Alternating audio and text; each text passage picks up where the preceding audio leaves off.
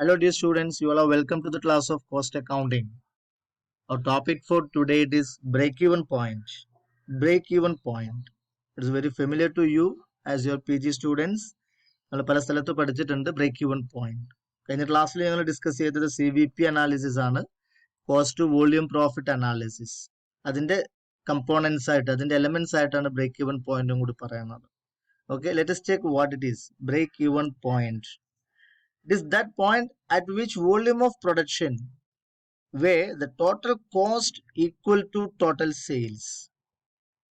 The break-even point, it is a volume of production or level of production at which total cost will be equal to total sales or total sales revenue. That means there will be no profit or no loss situation. ഈ പോയിന്റിലാണ് കമ്പനിയുടെ performance എങ്കിൽ നമുക്കറിയാം കമ്പനിക്ക് ലാഭം ഉണ്ടാവത്തില്ല, നഷ്ടം ഉണ്ടാവത്തില്ല. കാരണം കമ്പനിയുടെ total cost of production equal to total sales revenue. In case if the output of any product falls below that point, there is a loss or there will be loss. നമ്മുടെ volume of production break even പോയിന്റിനേക്കാളും താഴെയാണെങ്കിൽ ആ company ലോസിലായിരിക്കും. ഇനി അല്ല, if the output exceeds that point, there is profit. ഇപ്പൊ break even point എന്ന് പറഞ്ഞാൽ no loss no profit point എന്ന് പറയാം. എത്ര യൂണിറ്റ് ഉൽപ്പാദിപ്പിച്ചാലാണ് കമ്പനിക്ക് മിനിമം അതിന്റെ കോസ്റ്റ് റിക്കവറി ചെയ്യാൻ പറ്റുന്നത്. Or when the total sales equal to total cost, that level of production, that number of units is called as break-even point. Thus, it is the minimum point of production where total costs are recovered. നമ്മുടെ കമ്പനിയുടെ total manufacturing cost, total production cost recovery ചെയ്യാൻ വേണ്ടുന്ന level of output or minimum number of unit of production is called as break-even point. ഒരു company നഷ്ടം ഇല്ലാതിരിക്കണം എന്നുണ്ടെങ്കിൽ minimum ഇത്ര unit എങ്കിലും break even പോയിന്റിന് ഈക്വൽ ആയിട്ടുള്ള യൂണിറ്റ് ഓഫ് ഔട്ട്പുട്ട് എങ്കിലും ഉൽപ്പാദിപ്പിക്കേണ്ടതായിട്ട് വരും. അങ്ങനെയാണെങ്കിൽ കമ്പനിക്ക് നഷ്ടം ഇല്ലാതാവുള്ളൂ. സോ ദാറ്റ് പോയിന്റ്, ഇതിനെ ക്രൈസിസ് പോയിന്റ് എന്നൊക്കെ വേണമെങ്കിൽ പറയാൻ പറ്റും. ഒരുപാട് ഡിസിഷൻസ് എടുക്കുന്നത് ബ്രേക്ക് ഈവൻ പോയിന്റിന്റെ ബേസിലാണ്. So at break even point sales revenue equals total cost. We already discussed. And it is equal to contribution equal to fixed cost. Contribution is equal to fixed cost. നമുക്കറിയാം contribution എന്ന് പറയുന്നത് fixed cost plus profit ആണ്. Plus or minus profit or loss എന്നാണ് നമ്മൾ പഠിച്ചിരിക്കുന്നത് കോൺട്രിബ്യൂഷന്റെ equation. When the contribution equal to fixed cost, that point will be break even point. Break even പോയിന്റിലായിരിക്കും contribution fixed കോസ്റ്റിന് ഈക്വൽ ആവുക. അവിടെ ആ സിറ്റുവേഷനിൽ പ്രോഫിറ്റ് ഇല്ല, there is no profit no loss. So contribution fixed cost plus profit, zero profit, it will be equal to contribution.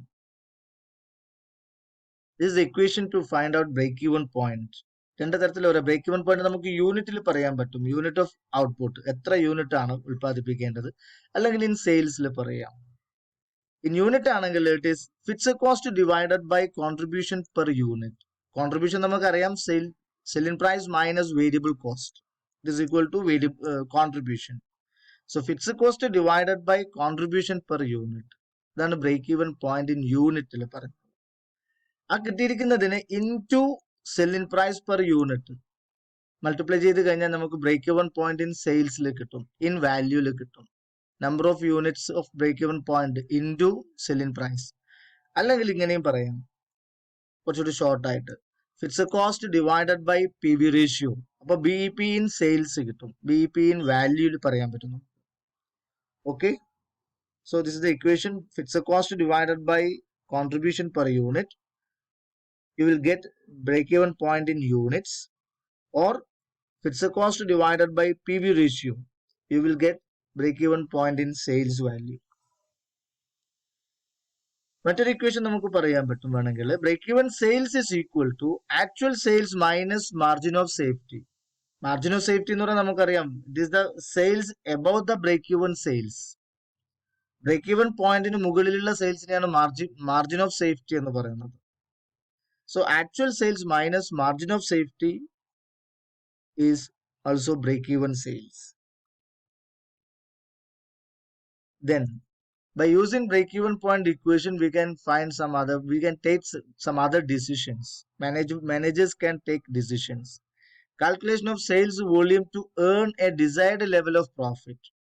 This is the first application. Break-even point ഒരു application ആണിത്. നമുക്ക് ആഗ്രഹിക്കുന്ന പ്രോഫിറ്റ് നേടുന്നതിന് വേണ്ടിയിട്ട് എത്ര സെയിൽസ് വോളിയം വേണം അത് നമുക്ക് ഡിസൈഡ് ചെയ്യാൻ പറ്റും. So calculation of sales volume or number of units produced to earn a decide level of profit. നമ്മൾ ആഗ്രഹിക്കും നമുക്ക് 10 lakh rupees പ്രോഫിറ്റ് വേണം. അങ്ങനെയാണെങ്കിൽ നമ്മൾ എത്ര യൂണിറ്റ് ഉൽപ്പാദിപ്പിക്കണം? അതിന്റെ ഇക്വേഷൻ ആണിത്. Output to earn a certain amount of profit is equal to, ഇവിടെ ഔട്ട്പുട്ട് ആണ്, നമ്പർ ഓഫ് യൂണിറ്റ്സ് ആണ്, n is equal to fixed cost plus decide profit, നമ്മുടെ target profit, decide profit divided by contribution per unit. ഇനി sales അറിയണമെന്നുണ്ടെങ്കിൽ ഇവിടെ output ആണ് പറഞ്ഞിരിക്കുന്നത്, number of units ആണ്. If you want to find the sales amount, ഈ കിട്ടിയിരിക്കുന്ന number of എന്നിനെ ഇൻറ്റു സെല്ലിംഗ് പ്രൈസ് കൊണ്ട് മൾട്ടിപ്ലൈ ചെയ്താലും നമുക്ക് അതിന്റെ സെയിം ആൻസർ കിട്ടും. അല്ലെങ്കിൽ ഡയറക്റ്റ് ഇവിടെ ഇങ്ങനെ ഇക്വേഷൻ അപ്ലൈ ചെയ്യാൻ പറ്റും. Fixed cost plus decide profit divided by contribution, ഇവിടെ തന്നെ ഇതിന് ഈക്വൽ ആണ്, ഇൻറ്റു സെല്ലിംഗ് പ്രൈസ്. ഒരു യൂണിറ്റിന്റെ സെല്ലിംഗ് പ്രൈസ് കൊണ്ട് മൾട്ടിപ്ലൈ ചെയ്യുന്നു മാത്രം. അപ്പൊ അതിന്റെ സെയിൽസിലുള്ള എമൗണ്ട് കിട്ടും. മറ്റൊരു ഇക്വേഷൻ കൂടി വേണമെങ്കിൽ പറയാൻ പറ്റും. ഒന്നുകൂടി ഷോർട്ട് ആക്കിയാൽ fixed cost plus profit divided by P V ratio. അതായത് നമുക്ക് ഒരു ടാർഗറ്റഡ് പ്രോഫിറ്റ് കിട്ടണമെന്നുണ്ടെങ്കിൽ ലഭിക്കുന്നതിന് ആവശ്യമായിട്ടുള്ള സെയിൽസ് വോളിയം കാണുന്നതിനുള്ള ഇക്വേഷൻ ആണിത്. Fixed cost plus profit divided by P V ratio. Okay, so let us take one illustration. From the following particulars, calculate contribution, PV ratio, break-even point in units and in rupees. Then what will be the selling price per unit if the break-even point is brought down to 25,000? Then how many units are to be sold to earn a net income of 20% on sales? 5 items ആണ് നമുക്ക് കാണേണ്ടത്. ഓരോന്നായിട്ട് check ചെയ്യാം. അതിൽ contribution, P V ratio ഒക്കെ നമ്മൾ already discuss ചെയ്ത topic ആണ്. അതിന്റെ ഇക്വേഷൻ നമുക്ക് ഇവിടെ ചെക്ക് ചെയ്യാം. So first one, it is contribution. Contribution we know. Contribution is equal to S minus V, sales minus variable cost. So 15 rupees, it is the variable selling price. 10 is the variable cost. So 15 minus 10 is equal to 5 per unit. It is contribution per unit. Then number 2, we need to find out PV ratio. PV ratio equation namakkariyam, it is a formula. Contribution divided by sales. Contribution നമ്മൾ already കണ്ടിട്ടുണ്ട്, 5 ആണ്, ₹5. So ₹5 divided by selling price, it is 15. So 5 by 15, so 1/3 or 33.33%. Then third one, it is break-even point in rupees and in units. So first BEP in units, break-even point in unit, it is equal to fixed cost divided by contribution per unit. Fixed cost already given here, 1,50,000. And contribution per unit, it is be calculated here. So 1,50,000 divided by 5. So 30,000 unit. It is the break-even point in units. 30,000 unit എങ്കിലും ഉൽപ്പാദിപ്പിച്ചാൽ മാത്രമേ കമ്പനിക്ക് നഷ്ടമോ ലാഭമോ ഇല്ലാത്തൊരു പോയിന്റിലേക്ക് എത്താൻ പറ്റുള്ളൂ. Okay, then break even point in rupees കാണേണ്ട ആവശ്യമുണ്ട്. So അതിന്റെ ഇക്വേഷൻ നമുക്കറിയാം. It is fixed cost divided by P V ratio. Fixed cost divided by PV ratio. All the details are here. Fixed cost, it is 1,50,000. It is in the question. And PV ratio we already calculated 33.33. So the answer will be 4,50,000. കുറച്ചുകൂടെ എളുപ്പമുള്ള വഴി വേണമെങ്കിൽ അതായത് 30,000 ആണ് BEP in units. So 30,000 into selling price per unit. It is already given here 15. So 30,000 into 15 equal to 4,15,000. Both are equal. Any method you can use. Okay, then fourth one, what will be the selling price per unit if the break-even point is brought down to 25,000? നമ്മൾ കണ്ടുപിടിച്ചിട്ടുള്ള break-even point 30,000 ആണ്. In case നമ്മുടെ company plan ചെയ്യാണ് 25,000 break-even point വരണമെന്നുണ്ടെങ്കിൽ താഴ്ത്തി കൊണ്ടുവരാൻ വേണ്ടി എത്രയായിരിക്കണം അപ്പോൾ selling price? 25,000 ആണെങ്കിൽ നമ്മളിപ്പോ 30,000 യൂണിറ്റ് ആണ് സെല്ലിംഗ് ബ്രേക്ക്-ഈവൻ പോയിന്റ് എങ്കിൽ സെല്ലിംഗ് പ്രൈസ് 15 ആണ്. അപ്പൊ എത്ര രൂപ സെല്ലിംഗ് പ്രൈസ് ഫിക്സ് ചെയ്ത് കഴിഞ്ഞാൽ നമുക്ക് ബ്രേക്ക്-ഈവൻ പോയിന്റ് 25,000ലേക്ക് താഴ്ത്താൻ പറ്റും? അപ്പൊ നമുക്കറിയാം ബ്രേക്ക് ഇവൻ പോയിന്റ് ഏറ്റവും താഴ്ന്നതാണ് ബെറ്റർ. ഏറ്റവും ചെറിയ ബ്രേക്ക് ഇവൻ പോയിന്റ് എന്ന് പറഞ്ഞാൽ company can earn profit at an earlier stage. ഏറ്റവും നേരത്തെ പ്രോഫിറ്റ് ഉണ്ടാക്കാനാണ് കമ്പനികൾ ആഗ്രഹിക്കുക. അപ്പൊ ബ്രേക്ക് ഇവൻ പോയിന്റ് താഴ്ത്തി കൊണ്ടുവരണം. അങ്ങനെയാണെങ്കിൽ സെല്ലിംഗ് പ്രൈസ് എത്രയായിരിക്കും എന്നാണ് ചോദിക്കുന്നത്. സോ നമ്മൾ ഇവിടെ യൂസ് ചെയ്യുന്നത് ബ്രേക്ക് ഇവൻ പോയിന്റ് ഇക്വേഷൻ തന്നെയാണ്. So it is fixed cost divided by contribution per unit. ഈ ഇക്വേഷൻ നമുക്ക് ഇങ്ങനെ ഒന്ന് ഡിറൈവ് ചെയ്യാൻ പറ്റും. So contribution is equal to fixed cost divided by break even point. Contribution നമ്മൾ ആദ്യം കണ്ടുപിടിക്കണം. Fixed cost it is fixed one already given 1,50,000 it is here. And new BEP നമുക്ക് ആഗ്രഹിക്കുന്ന ബ്രേക്ക് ഇവൻ പോയിന്റ് 25,000 യൂണിറ്റ് ആണ്. 1,50,000 divided by 25,000. So it is 6. So contribution here it is 6. So contribution we know it is fixed cost plus profit. Normally selling price എന്ന് പറയുന്നത് variable cost plus fixed cost plus profit ആണ്, അല്ലെങ്കിൽ total cost plus profit ആണ്. Contribution 6 ആണ്. അതിനോട് കൂടെ variable cost കൂടി നമ്മൾ ആഡ് ചെയ്യണം. കോൺട്രിബ്യൂഷനിൽ ഓൾറെഡി ഫിക്സഡ് കോസ്റ്റും പ്രോഫിറ്റും വന്നു. ഫിക്സഡ് കോസ്റ്റ് പ്ലസ് പ്രോഫിറ്റ് ആണ് കോൺട്രിബ്യൂഷൻ, നമുക്കത് അറിയാം. സോ വേരിയബിൾ കോസ്റ്റ് കൂടി ആഡ് ചെയ്യണം. സോ സെല്ലിംഗ് പ്രൈസ് കിട്ടും. So selling price is equal to variable cost plus contribution. Variable cost already given here 10 rupee. So 10 plus 6, so 16 rupees.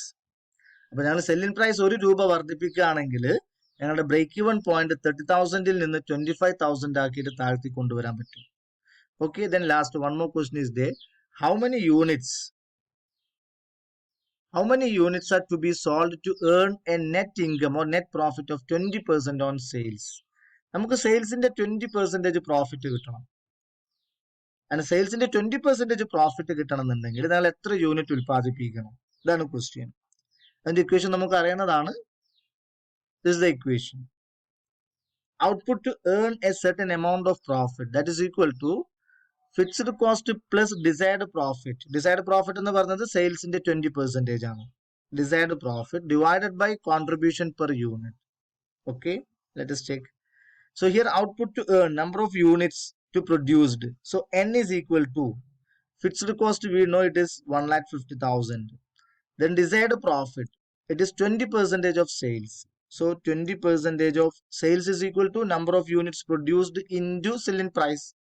നമ്മൾ എത്ര unit ആണോ ഉൽപ്പാദിപ്പിക്കുന്നത് അല്ലെ വിൽക്കുന്നത് അതിനെ സെല്ലിംഗ് പ്രൈസ് കൊണ്ട് മൾട്ടിപ്ലൈ ചെയ്ത് കഴിഞ്ഞാൽ സെല്ലിംഗ് പ്രൈസ് നമുക്കറിയാം 15 ആണ്, സെയിൽസ് കിട്ടും. അപ്പൊ സെയിൽസിന്റെ 20%. So divided by contribution. Contribution we know selling price minus variable cost. So 15 minus 10. So let us check. N is equal to 1,50,000 plus 20% of N into 15. 15 is the selling price. It is already given here. N we need to find out is equal divided by contribution per unit. 15 minus 10 is equal to 5. So 5N is equal to നമുക്കറിയാൻ പറ്റും calculation. 5നെ ഇവിടത്തേക്ക് കൊണ്ടുവരികയാണ്. So 5 into N is equal to 1,50,000 plus 20% of sales. N into 15. So 20% of 15. അപ്പോൾ 20% എന്ന് പറഞ്ഞാൽ 0.2. 0.2 into 15 is equal to 3 ആണ്.